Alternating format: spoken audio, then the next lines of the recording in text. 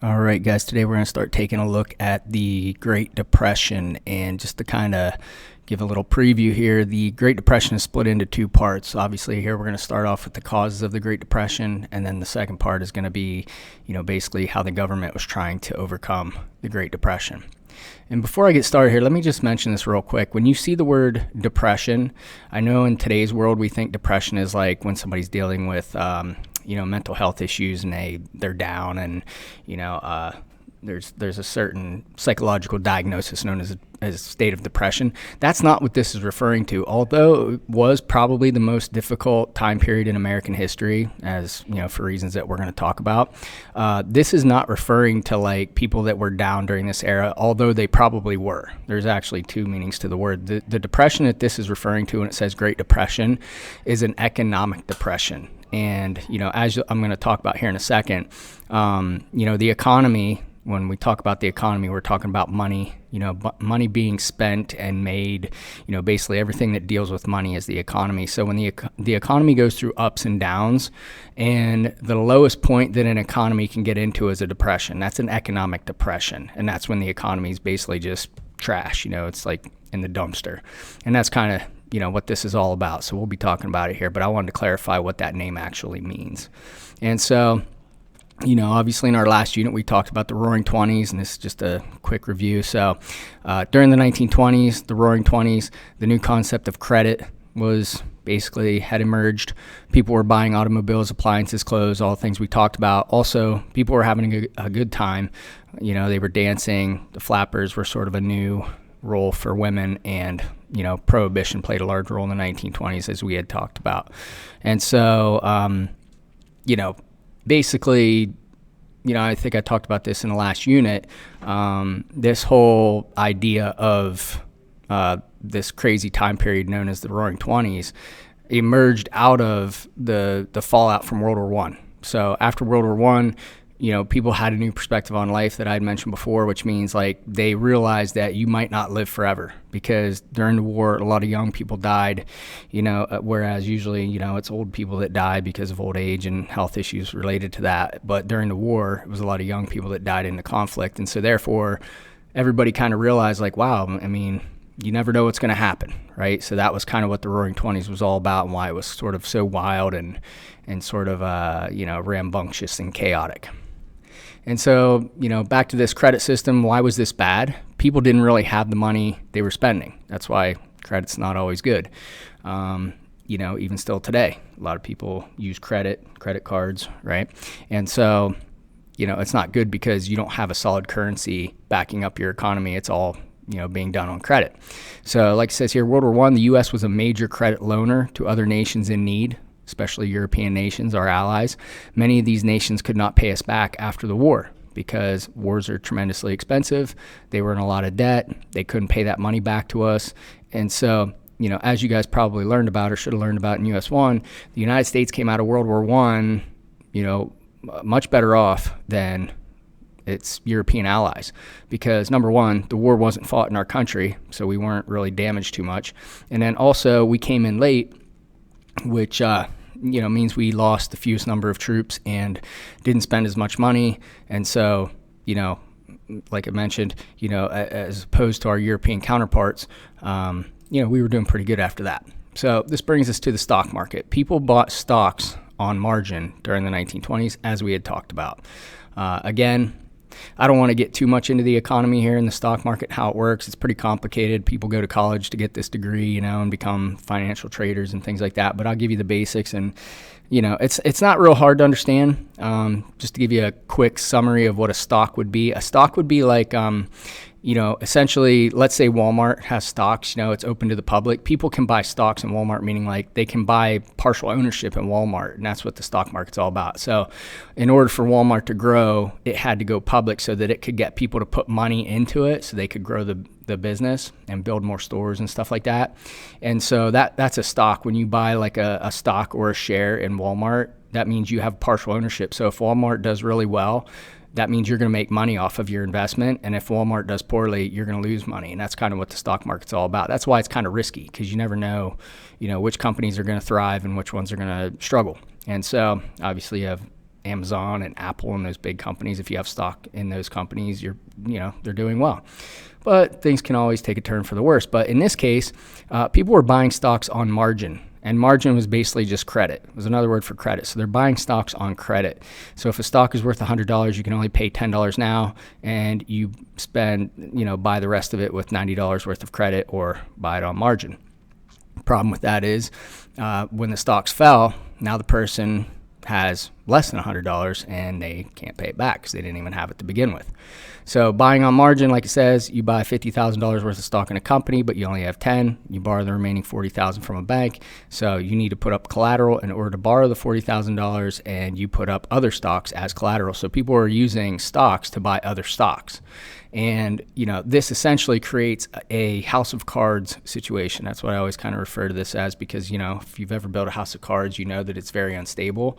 And as soon as a couple cards start to fall over, the whole house of cards can just collapse. And that's kind of how the stock market works, especially when it's just built on credit, basically, or on margin. So speculation buying and selling stocks to make a quick profit. So people were in this stock market and everybody's kind of making money, buying and selling very quickly. They're not in it for the long haul. And like it says here, this inflated the price of the stock to far more than what they were worth. So again, these people that were sort of in it to make a quick buck, that didn't help the economy, because, the economy goes through frequent ups and downs. And, you want people that are in it for the long haul, and they're not just in there to get a quick buck, because that stabilizes the economy. And so like it says here, when stocks start to lose money, with people panicking about their money, investors tried to sell their stocks. So basically, once they started to lose their money, they start to, panic and get scared because they don't want to lose all their money. So everybody tries to sell their stocks all at once. And then, like it says, this leads to a huge decline in stocks. Stocks are worthless now because, like it says here, people who bought on margin or on credit could not pay back the money that they had owed. And so investors were, just average people that were now broke. And so the people, like it says here, under consumption, the people who made the products were too poor to purchase the products they made. Too many products were made, which created a large surplus of goods. And this, like it says here, overproduction, farms and factories overproduce beyond demand. And when that happens, like it says, wages did not rise as fast as prices. So people weren't making as much money, but the price of goods were going up as, a result of overproduction. Therefore, people couldn't afford to buy many goods. Businesses suffered and laid workers off as a result. And this is referred to as a cycle of disaster, and many businesses went bankrupt. So like it says here, businesses cut production because they didn't need as much because people weren't buying it. So when they cut production, workers suffer from wage cuts and even layoffs. So people lose their jobs or they get decreased wages. And then people had little or no money to spend. And so the demand for goods fell because people couldn't buy stuff. And then we get back to the businesses cut production because the demand falls. So you can see this is a cycle of destruction. This is going to cause the economy to collapse. And the job of the people in charge, the government or whoever, economic experts, is to try and get it going back the other way again. That's how you get your economy going again, but that's easier said than done. And so, this is the situation that the U.S. found itself in. Now, one important note to mention here is that most Americans did not own stocks, even still today. Most people don't. I mean, the stock market today is easier to be involved in than ever because of apps and things like that. I mean, you can buy and sell on your phone, and, you guys probably heard of cryptocurrency, that's kind of big right now. But most people didn't have stocks. And so you might say, well, when the stock market collapses, why does that affect everyone then? And the reason is because even if I didn't have any stocks purchased, when these businesses start to fail, like let's say Walmart starts shutting down a bunch of stores, or, I don't know, any store for that matter. It could be, grocery stores or whatever. Whenever those stores start to go out of business or lose money, it affects the entire economy because, obviously they're going to lay people off like this says, or they're going to cut people's wages, or, so even if you didn't have any money invested in the stock market, you're still going to suffer a lot of times because of that reason. Okay, and this brings us to the unequal distribution of wealth. And so as you can see here, It says 1% of Americans own 59% of the country's wealth, 12% of Americans own 31% of the country's wealth, and 87% of people own 10% of the country's wealth. So essentially what it's saying is the wealthy people owned the majority of the nation's wealth. They had the majority of the nation's money. And so therefore, 87% at the bottom didn't have much. And obviously that's usually not a good thing, because that means wealthy people are basically just running the show. Mechanization also played a role in an increase in unemployment before the Great Depression, or during the Great Depression. As you can see here, Henry Ford is the first person to use the assembly line in industry. We talked about that with the Roaring Twenties. He revolutionized production by implementing the assembly line, but more machines were being used to make the goods and products rather than workers. This meant more people being laid off. So this is sort of a trend that we're still seeing today, especially with the invention of AI. You're starting to see where technology can replace people. And obviously when it comes to creating jobs and giving people, a means of earning a living, that's not good. Even just something as simple as right down here at the toll bridge, Easy Pass, people just drive right through.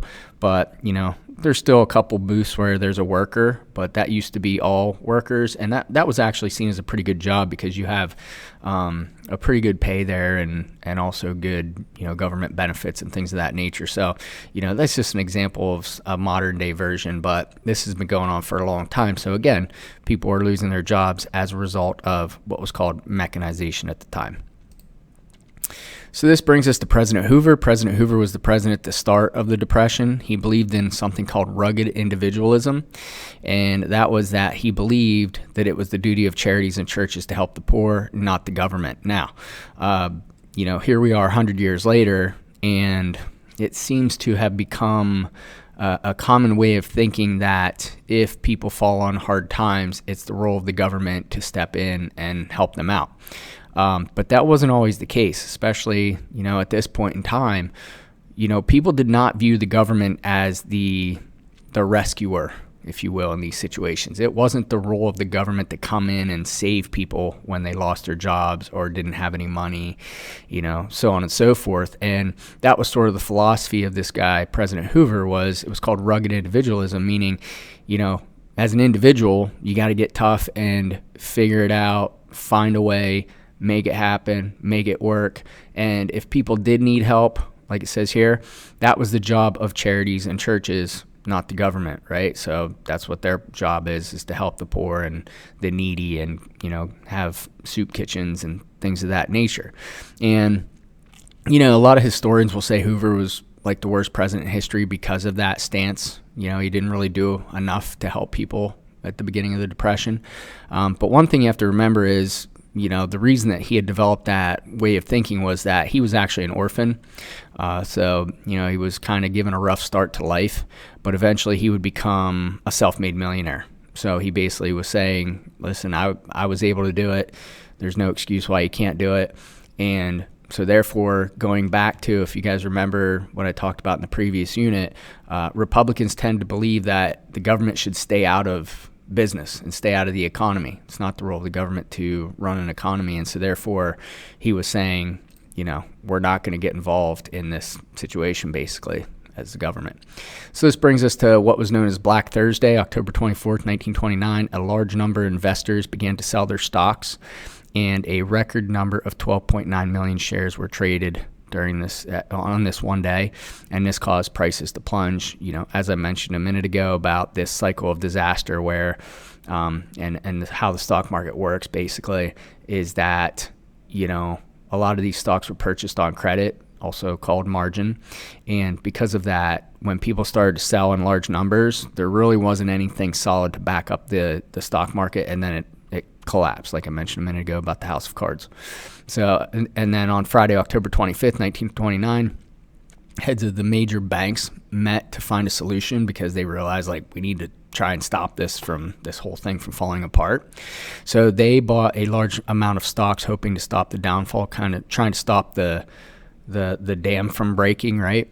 But in coming days, they would see that this was not working and would then pull out many of their own stocks to save their money. So rich people didn't want to lose all their money, so they kind of said, oh, well, we'll see what happens here. But one thing to note here, it's kind of interesting too, is that rich people actually got even richer during the Depression, because if you had enough money to survive the Depression and not, go bankrupt, you were able to buy these stocks very cheap because people were trying to sell them. So a lot of the rich guys were like, well, we're just going to buy these up and then just kind of weather the storm because they had enough money. And so therefore it was kind of ironic because, people that didn't have a lot of money lost everything. And then wealthy people, especially the really wealthy people like the Rockefellers and the Carnegies, like they actually got even more wealthy during this time. So the stock market crashed. Black Thursday was October 24th, 1929. Stocks began to slip, as I mentioned. Black Tuesday, October 29th, 1929. The bottom drops out. Stock market basically collapses, and says not to be confused with Black Friday, the day after Thanksgiving, when malls have huge sales and lines. So Black Tuesday, October 29th. A record of 16.4 million shares were sold on this day. The market lost $14 billion in value that day, bringing the loss of the week to $30 billion, which was 10 times more than the annual budget of the federal government and far more than the U.S. had spent in all of World War I. So, it's just an example of basically just saying there's a ton of money that was being lost, in a short period of time. And, obviously that's not good. So the great stock market crash of 1929. So what about the people? Farmers were already feeling the effects. Prices of crops went down. Many farms were foreclosed upon. We mentioned this in the previous unit that during even the 1920s, farmers were struggling. They were struggling as soon as World War I had ended because the demand for crops had gone down. People could not afford luxuries anymore. Factories start to shut down, and businesses are going out of business. Banks could not pay out money, so if you had your money in a bank and you were going to get that money out, the banks couldn't pay it out a lot of times. Banks were just shutting down left and right. I mean, just think about how many banks you see around, even just this area, right? Today. There's banks everywhere. But during the Depression, there were a lot of states that didn't even have a bank. So that was obviously a big problem. People could not pay their taxes, and schools shut down due to a lack of funds. Obviously, we know that schools are paid for by tax dollars, and if nobody's able to pay their taxes, you can't keep the schools open. Many families became homeless and had to live in shanty towns, which I'll show you here in a second. So there's two types of markets. The first on the left, obviously, is a bull market. This is when stocks are being purchased, the economy is expanding, and unemployment is low. We like that. That's when the economy is thriving. The opposite of that bull market, and this is actually a picture here outside the New York Stock Exchange. I don't know if maybe some of you have seen that when you've been to New York City.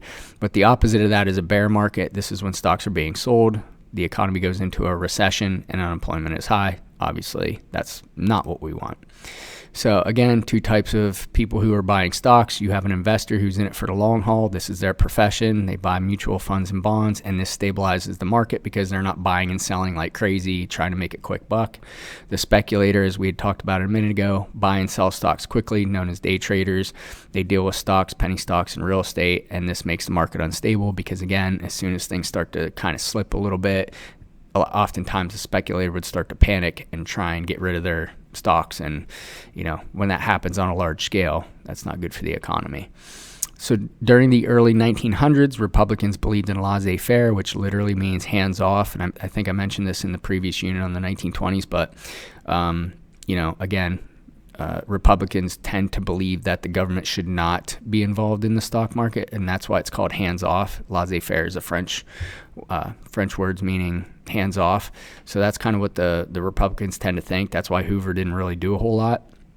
And like it says, this meant the government should not regulate the economy, let it go on its own, and it'll fix itself, basically. They believe that the economy is self-regulating. And again, these business cycles, as you can see here in this picture, the ups and downs of the economy, peak, recession, trough, and expansion. So this is just a continuing trend with the economy. It goes through ups and downs. We have been suffering from like record inflation over the past couple of years. I don't know if you guys really pay much attention to it, probably not, but the price of goods has gone up a lot. There's some videos out there on like TikTok where a guy was comparing prices from like a year before to like today, and some of the costs of just like food items and stuff like that had like doubled, and especially in real estate. like if you were to buy a house even maybe like 5 years ago, you would have paid probably like 200 grand less for the same house that you would today. So it's pretty crazy that we're kind of seeing that, but it seems like things are getting better. Hopefully that trend continues, because obviously we want the economy to do well. And this is just a picture outside of one of the banks. People were all there to get their money, because word started to spread that the banks weren't able to give out the money. So people, rushed to the bank to try and get out their money before it was lost. And, unfortunately weren't able to do that a lot of times. And obviously there's a lot of pictures like this from the Depression, people just very desperate for, work. Like he says, he's like, I don't want charity. He's looking for a job. You start to see bread lines, people just starving, looking for any type of food. This guy's selling his car. This guy looks just, depressed, desperate. Same type of thing here. This guy's selling apples. So Hoover's plan, as I mentioned a minute ago, his philosophy was known as rugged individualism. I believe he actually wrote a book called that. And, it's basically just saying, get tough, figure it out, find a way. He felt that Americans could tough it out themselves. Andrew Mellon, his, Secretary of Treasury, one of his closest advisors, pushed Hoover to stay the course and let the business cycle take care of itself. He said, don't mess with it. It's going to fix itself. Just, let's not panic. So Hoovervilles were these small shanty towns, as they were called, made of scrap, wood, metal, etc., usually popped up around railway yards and parks. So people were actually living in these little shed-looking things, because for the most part they'd lost their homes. And they called them Hoovervilles because, basically they want to put the blame on Hoover. Like, the reason we're living in these, shacks is because you won't do anything to fix the economy. So it's pretty sad. Obviously no running water, dirt floors, just not a good situation. So one solution that Hoover did take was to build the Boulder Dam, also known, it was renamed as the Hoover Dam. It was a large hydroelectric dam built on the Colorado River on the Arizona-Nevada border. And it created a massive amount of jobs. So that was sort of what the government was going to try to do, is just find projects to create jobs, right? Because they wanted to find a way to put people to work. And like it says, it's the only action that Hoover took that worked. Later, it was renamed the Hoover Dam. Statistics: took 5 years to build, cost $49 million, 726 feet high, 1,244 feet long, 660 feet at the base, 45 feet at the cap, 4.36 million yards of concrete. I believe it was enough concrete to pave a sidewalk around the world, 3-foot wide sidewalk. There's so much concrete there that some of it is actually still drying today. Over 100 people died during its construction. Obviously, a different time. Safety standards weren't quite what they are today. Construction lasted between 1931 and 1936. The dam controls floods, provides irrigation water, and provides hydroelectric power. And it is a pretty amazing feat of construction, especially for that time period. And this is the inside. These are turbines that are turned by water. And, when they're turned, they create hydroelectric power.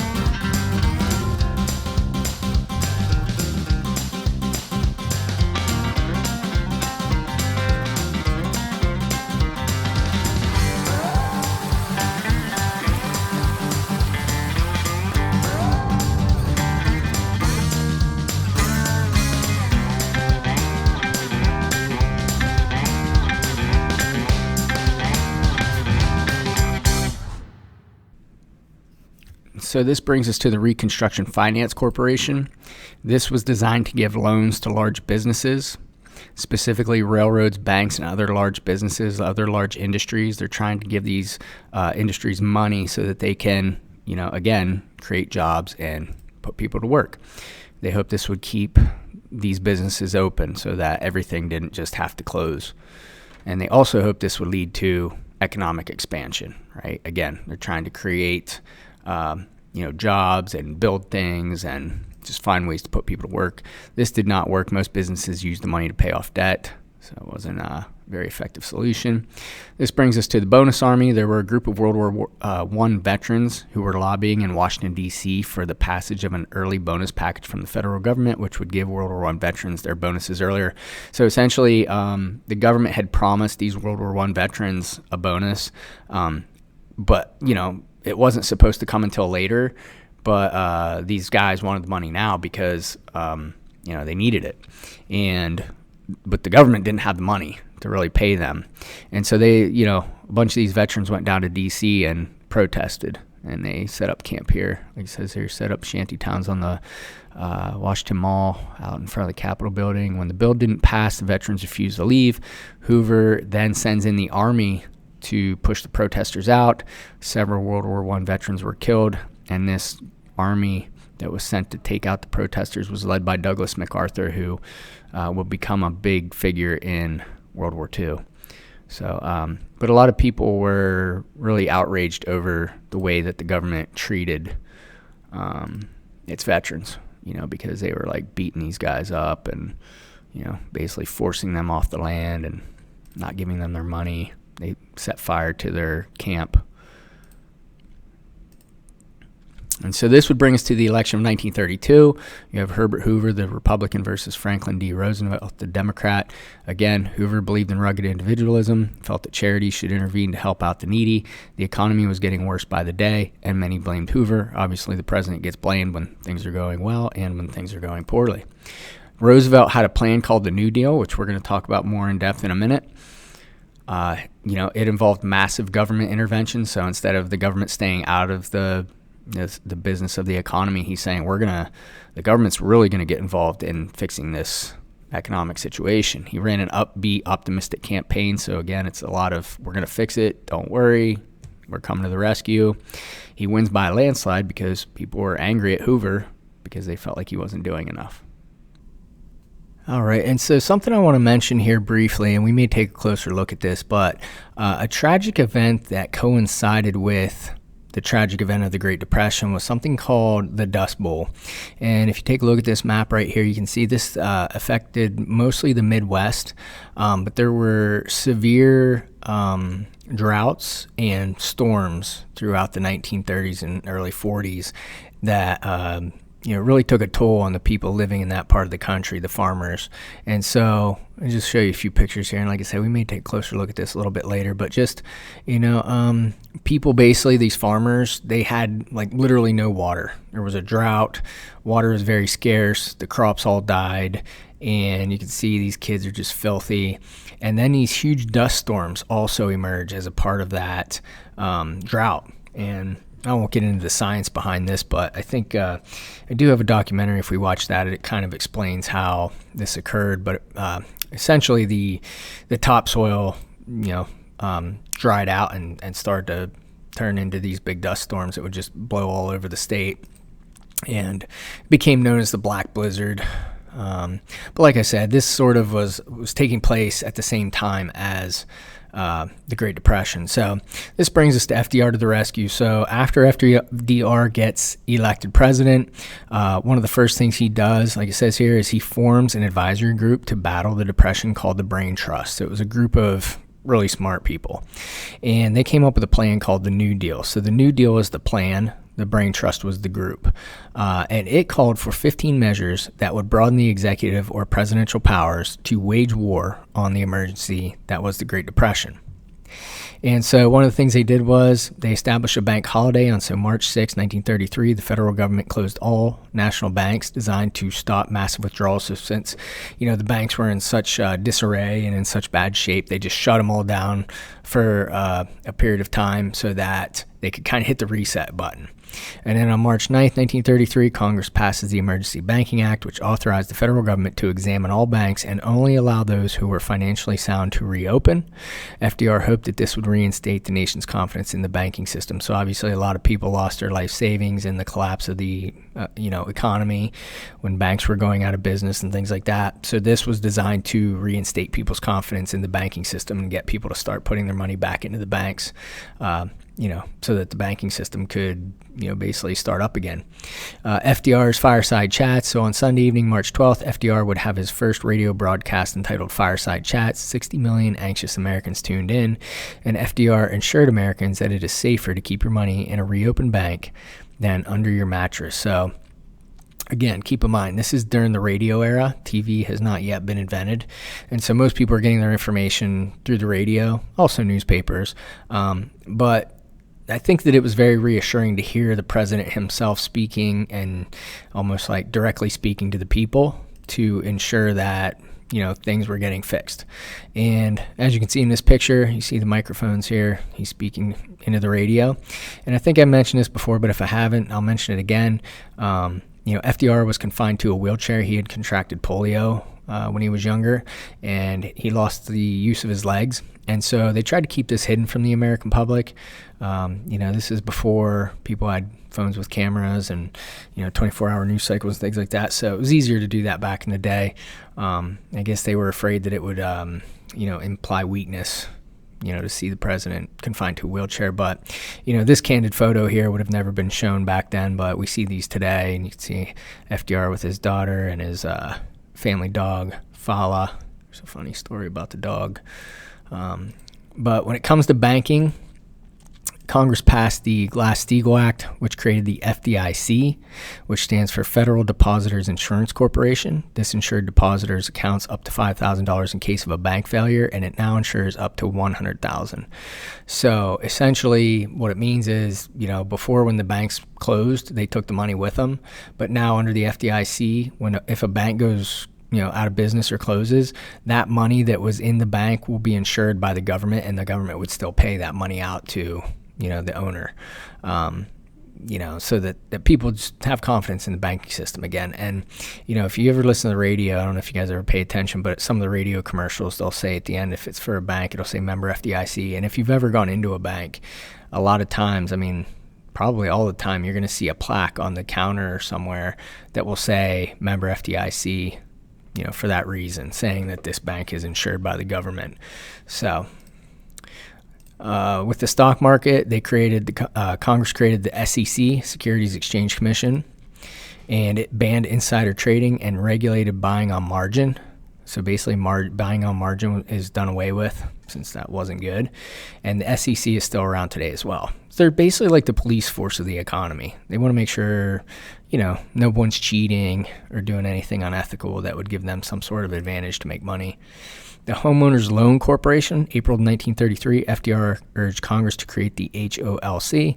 It assisted homeowners who couldn't make their mortgage payments, saved over 1 million U.S. homes, offered low-interest long-term mortgages. So again, it's just helping people pay their the bill on their house basically every month, so people didn't lose their homes. The Farm Credit Administration, FCA, offered low-interest long-term loans to farmers for loans and farming supplies. So again, like we mentioned before, farmers have been struggling since the 20s, so this was helping farmers keep their farms essentially. The AAA, Agricultural Adjustment Act, the government would pay farmers to produce less. This would lead to pig slaughter and would later be declared unconstitutional. One thing you have to remember is, and again, if anybody pays attention to the news, Democrats, Republicans are always fighting. During this era, the Republicans were controlling the Supreme Court, and so they had the ability to declare things unconstitutional. And I mentioned before that Republicans tend to want the government to stay out of business or stay out of the economy, and Democrats tend to want the government to be involved in the economy. So in this case, under this act that was passed, it was declared unconstitutional because this is government intervention or involvement in the economy, which Republicans would say would be unconstitutional. They shouldn't have that power. So I just put some pictures of some cute little piglets in here because, I don't know, maybe it'll brighten your day up a little bit. Adorable. The Industrial Recovery. The NIRA was the National Industrial Recovery Act, and the NRA was National Recovery Administration. They suspended antitrust laws, encouraged manufacturers to set fair prices, which lowers competition, and it was recognized the right for labor unions to form. And again, this was also declared unconstitutional. But what the Congress is trying to do here is sort of like lift restrictions on manufacturing and trade just to stimulate business, basically, stimulate economic activity. Again, they're just trying to get this machine working right again. Creating demand. So the government was trying to create jobs, like we mentioned with the Hoover Dam. And here they created the CCC, Civilian Conservation Corps. 250,000 joined. Young men ages 18 to 25 were recruited to replant forests, control floods, improve national forests. There was no discrimination involved, and this would be your future World War II soldiers. World War II is still just a couple years away, and they're trying to put these young men to work. It's not good to have people just sitting around. They'll find trouble to get into, and as we saw in some of those earlier pictures, people did want to work. They did want to earn a wage. They didn't want handouts, and so this was giving them ways to earn a living. Also, creating demand. Tennessee Valley Authority created dams, produced hydroelectric power, benefited 7 states. Similar to the Hoover Dam, but these just weren't as big. It was a series of dams, as you can see here on this map. It was a bunch of dams. It wasn't just one giant dam. It was a bunch of smaller ones, but the same concept, basically. We're going to build these dams that will create jobs and also help produce hydroelectric power while also controlling flooding and things of that nature. So continuing here with creating demand, the WPA, Works Progress Administration, created jobs, built structures for the good of the community, pools, parks, airstrips, schools, and hospitals, including, this is a picture of the Phillipsburg Post Office, if you've ever seen it. If you've ever been in that building, that's a Great Depression era building. It is an old building. You can tell if you've ever been in it, right over by 22. And I think if you go in there, it's been a while since I've been in there, but I believe there's a plaque somewhere that says this was built under the Works Progress Administration in like 1934 or something like that. And there were also some schools. There's a school out in, is it Bayonne or somewhere out in New Jersey? And it was a Great Depression era building, and it has that same plaque on it. Basically building things for the good of the community. The Grapes of Wrath was a classic American novel that came out, John Steinbeck, 1939, portraying Depression life. So American Gothic was a famous painting done during this era. A lot of times they parody that. And then here's your study guide. I will repost this separately. I just want to double check that everything's on here, but I believe this one's up to date. And that about does it for the Great Depression.